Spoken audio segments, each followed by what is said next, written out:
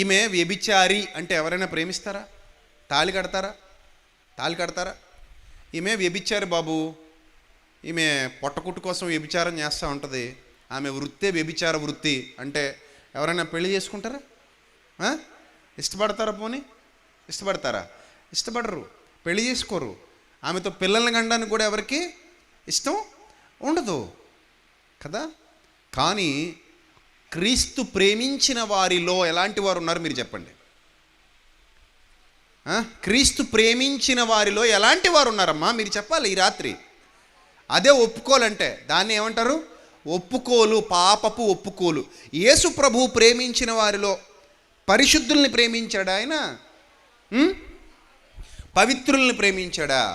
నీతిమంతుల్ని కోరుకున్నాడా ఆయన?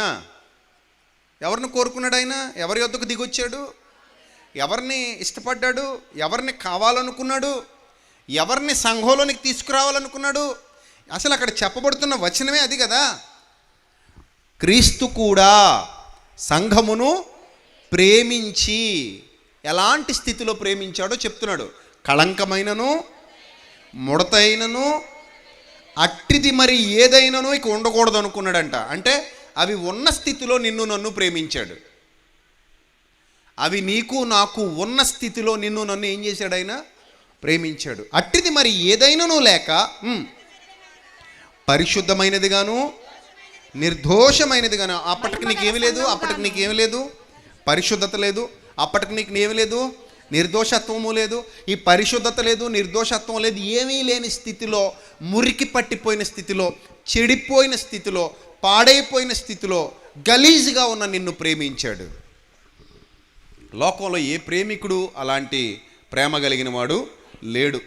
లోకంలో ఏ ప్రేమికుడు అలాంటి వారిని ప్రేమించడు.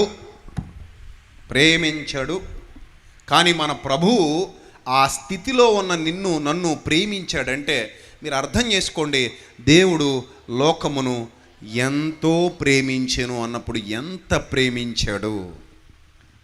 చెడిపోయిన నన్ను, పడిపోయిన నన్ను, భయంకరమైన స్థితిలో ఉన్న నన్ను నా ప్రభువు ప్రేమించి పిలుస్తున్నాడు.